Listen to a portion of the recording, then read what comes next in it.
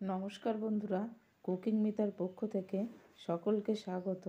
আজকের রেসিপি শীতের ছোট গোটা আলুর দম। এখানে আমি 500 গ্রাম ছোট আলু ভালো করে খোসা ছাড়িয়ে ধুয়ে নিয়েছি। আলুর গায়ে অল্প একটু নুন আর হলুদ মাখিয়ে নেব। তার জন্য প্রথমে দিয়ে দিলাম নুন, এবার দিয়ে দিলাম হলুদ গুঁড়ো,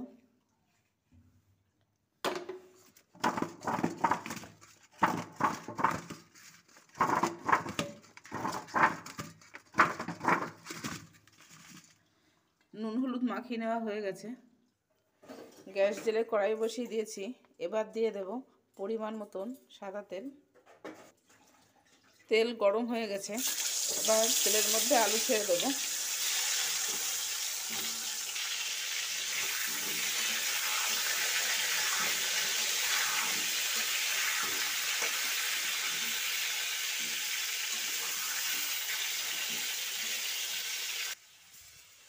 আলুগুলো লাল লাল করে ভেজে নেওয়া হয়ে গেছে। এবার অন্য একটা পাত্রের মধ্যে নামিয়ে নেব। আলু ভাজা তেলের মধ্যে ফোড়নে দিয়ে দেবো 2টো শুকনো লঙ্কা, গোটা গরম মশলা, 2টো তেজপাতা দেওয়ার পর 1/2 চামচ গোটা জিরে। ফোড়নটা ভেজে নেওয়ার পর দিয়ে দেবো 3টে পেঁয়াজ কুচি। পেঁয়াজ দিয়ে হালকা ভেজে নেব। পেঁয়াজ হালকা করে ভেজে নেওয়া হয়ে গেছে। এবার দিয়ে দেবো 1 চামচ গ্রেট করা রসুন, 1/2 চামচ গ্রেট করা আদা দিয়ে আবারও একটু কষিয়ে নেব।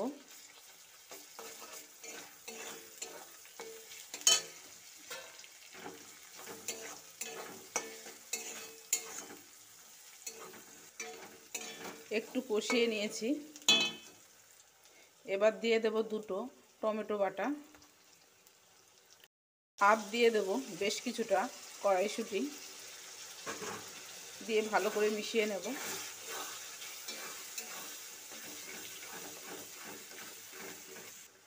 এবার দিয়ে দেব 1/2 চামচ হলুদ গুঁড়ো, স্বাদ মতো নুন, 1/2 চামচ জিরে গুঁড়ো, 1 চামচ ধনে গুঁড়ো, 1/2 চামচ লাল লঙ্কা গুঁড়ো। এবার সব মশলা ভালো করে কষিয়ে নেব।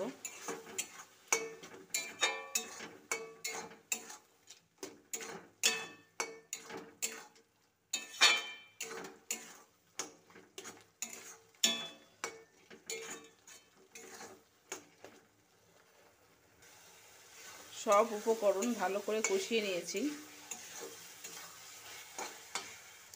এবার দিয়ে দেব ভেজে রাখা আলু।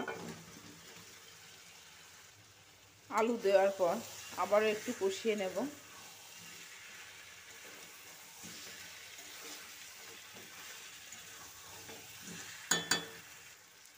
আলু দিয়ে আবারও কষিয়ে নিয়েছি।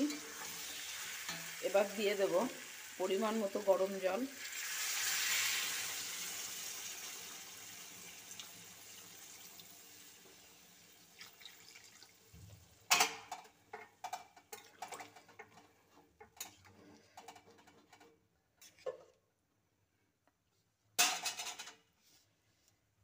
দিয়ে উপর থেকে ঢাকা দিয়ে আলু সেদ্ধ হওয়া পর্যন্ত রান্নাটা করে নেব।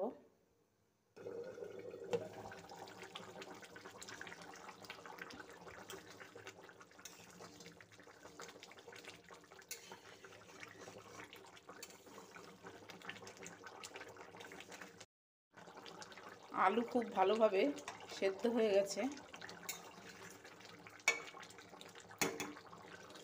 এবার দিয়ে দেবো 3টে চেরা কাঁচা লঙ্কা, দেবো 1/2 চামচ গরম মশলার গুঁড়ো, 1 চামচ চিনি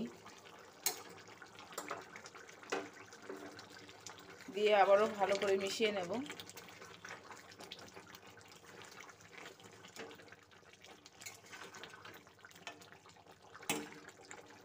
ভালো করে মিশিয়ে নেওয়া হয়ে গেছে। এবারে 1 মিনিট মতো হালকা আঁচে ফুটিয়ে নেব। 1 মিনিট ফুটিয়ে নিয়েছি। এবার সবার শেষে দিয়ে দেবো কিছুটা ধনেপাতা কুচি দিয়ে আবারও ভালো করে মিশিয়ে নেব।